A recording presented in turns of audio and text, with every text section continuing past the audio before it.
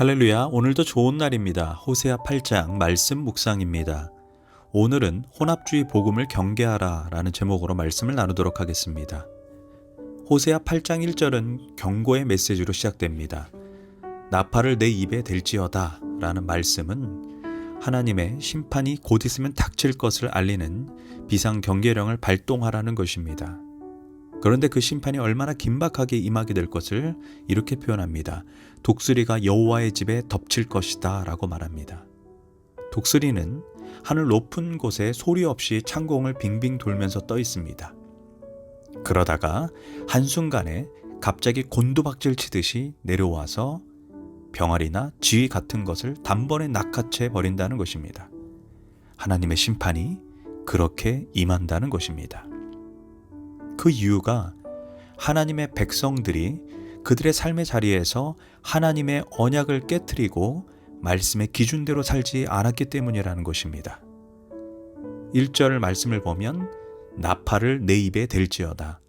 원수가 독수리처럼 여호와의 집에 덮치리니 이는 그들이 삶의 자리에서 내 언약을 어기며 내 율법을 범함이로다. 그러나 아이러니하게 정작 이스라엘 백성들은 2절에서 이렇게 고백을 하고 있다는 것입니다. 나의 하나님이여 우리가 주를 아나이다 라고 부르짖고 있다는 것입니다. 이처럼 이스라엘 백성은 자기들의 신앙에서 실패하여 하나님께 심판을 받는다고 전혀 생각하지 않고 있었다는 것입니다. 그러나 하나님은 이스라엘 백성들을 향하여 심판을 선고합니다.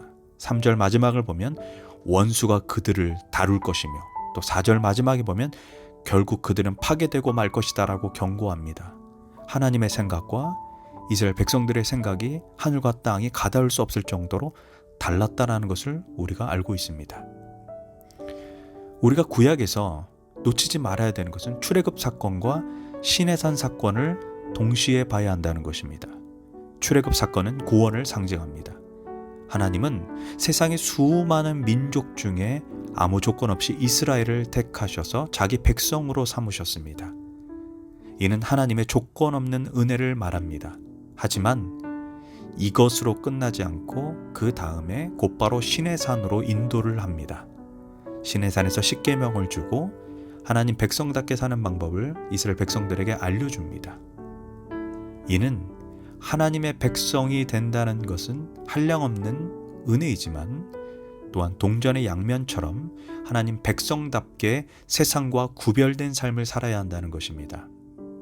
하지만 어리석은 이스라엘 백성은 그 은혜를 저버리고 미디안 여자들과 간음을 저지르고 우상을 숭배했고 시시때때로 하나님을 원망하고 끊임없이 불평을 했습니다.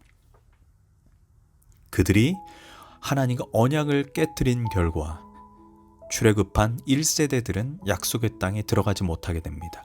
바울은 이 사실을 가리켜 고린도전서 10장에서 이 출애굽 사건의 모델은 마지막 시대를 살아가는 성도들에게 주는 하나님의 경고의 메시지다라고 말합니다. 하나님의 백성은 거룩한 삶을 살아도 되고 살지 않아도 되는 선택의 문제가 아니라 반드시 거룩한 삶을 살아야 한다는 것입니다. 거룩이 없이는 결코 하나님을 볼 수 없습니다. 안타까운 것은 성도들 중에 우리가 교회에서는 성도로 살 수 있지만 세상에서는 철저하게 세상 방식대로 살 수밖에 없다고 말하는 분들을 종종 보게 됩니다. 그러나 성경은 말합니다. 그들이 하나님을 입으로는 시인하나 행위로는 부인하는 가증스러운 자요라고 말합니다. 즉 예수님을 입으로만 꼭 부인해야 부인하는 것이 아닌 행동으로도 충분히 우리가 예수님을 부인할 수 있다는 사실을 잊지 말아야 합니다. 5절과 6절로 돌아와 보면 사마리아 사람들의 금송아지 우상에 대해 하나님은 비판을 합니다. 사마리아여 내 송아지는 버려졌느니라. 내 진노가 무리를 향하여 타오르나니 그들이 어느 때에야 무지하겠느냐. 이것은 이스라엘에서 나고 장인이 만든 것이라 참신이 아니니 사마리아의 송아지가 산산조각 나리라. 여기에서 송아지는 금송아지 우상을 의미하고 있습니다. 사마리아의 금송아지 우상 숭배는 모세의 때까지 올라갑니다. 모세가 십계명을 받기 위해 시내산 꼭대기로 올라갔습니다. 그런데 40일 동안 내려오지 않자 그들은 모세가 죽었다고 생각하여 아론에게 우리를 인도할 신을 만들라고 부탁합니다. 그래서 아론은 백성들로부터 금고리를 받아서 녹여서 금송아지 우상을 만듭니다. 그러면서 아론은 이는 우리를 애굽 땅에서 인도해낸 출애굽의 하나님이다 라고 선언합니다. 엄밀하게 말해서 이스라엘 백성들은 사실 금송아지 자체를 예배한 것이 아니라 금송아지 형상을 가지고 하나님을 예배한 것입니다. 문제는 그들이 과거 400년 동안 애굽에서 살면서 자신들에게 익숙한 방식으로 하나님을 예배한 것입니다. 애굽 사람들은 바알을 숭배할 때 금송아지 형상을 사용합니다. 그런데 이스라엘 백성들이 그런 애굽의 사상, 방식을 혼합하여 하나님을 예배한 것입니다. 분명 그들은 하나님을 예배했다라고 생각했지만 하나님은 그들을 향해 우상 숭배자라고 명명한다는 것입니다.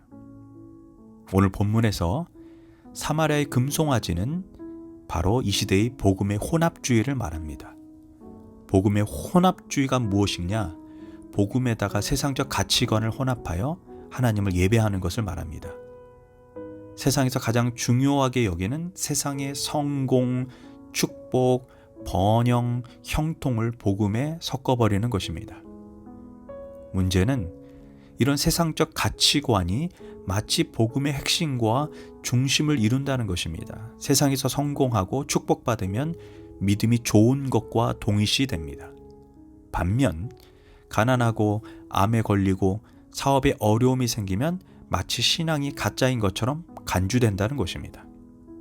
그래서 교회에서 종종 열심히 봉사하다가 암에 걸리면 사람들이 이렇게 말합니다. 저 사람의 신앙은 가짜다. 어떻게 진짜라면 저런 일이 일어날 수 있냐라고 말을 하는 것입니다. 반대로 교회에서 봉사도 제대로 하지 않는데 사업이 잘 되고 형통하면 저 사람의 신앙이 사실은 진짜였다라고 사람들은 또 그렇게 말하기 시작합니다. 이런 도식이라면 바울은 철저히 저주를 받은 사람이 됩니다. 바울이 복음을 전할 때 40의 감암매를 5번 맞고 3번 태형, 2번 돌에 맞아 죽을 뻔했습니다. 그럼 바울의 신앙이 가짜이고 문제가 많아서 어려움을 겪은 것입니까? 천만의 말씀입니다. 사실 우리가 놓치지 말아야 되는 것은 복음의 핵심 메시지가 무엇입니까? 십자가와 부활, 죄, 회개, 거룩, 용서, 헌신, 순종, 순교입니다. 물론 예수님 잘 믿으면 하나님께서 이 세상에서도 축복을 주십니다. 그러나 반대로 예수님 잘 믿어도 뜻하지 않는 고난이 옵니다. 중요한 것은 이 세상의 성공과 실패로 신앙을 평가해서는 안 된다는 것입니다. 우리의 궁극적인 축복은 이 땅이 아니라 영원한 천국에서 받기 때문입니다. 그런데 문제는 교회가 세상적 가치관을 혼합하여 그것이 복음의 전부인 것처럼 전하고 있다는 것입니다. 또한 그런 메시지를 사람들이 듣기를 원하기 때문에 또 교회가 그런 복음을 전하는 것입니다. 그래서 교회에서 메시지들이 대부분 어떻게 하면 더 행복해질 수 있는가? 어떻게 하면 좀 더 부자가 되고 어떻게 하면 좀 더 큰 꿈을 가지고 어떻게 하면 인간관계를 성공적으로 잘할 수 있는가 등이 마치 복음의 전부이고 핵심인 것처럼 교회에서 설교가 되고 있다는 것입니다.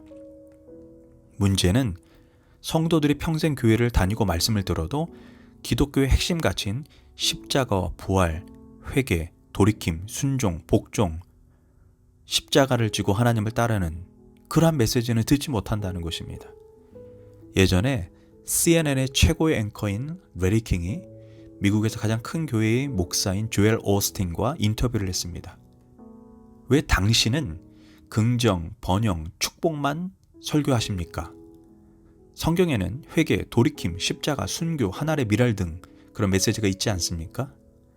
더구나 예수님께서는 내 십자가를 지고 나를 따르라고 했는데 왜 조엘, 당신은 이런 메시지는 전하지 않고 긍정, 축복, 번영만 전합니까? 그때 조엘 오스틴의 답이 매우 충격적이었습니다. 나는 회개의 메시지로 부름받은 적이 한 번도 없다라고 그가 말했습니다. 이게 무슨 뚱땅지 같은 이야기입니까? 예수님의 공생의 첫 번째 메시지가 무엇입니까? 회개하라, 천국이 가까이 왔다였습니다.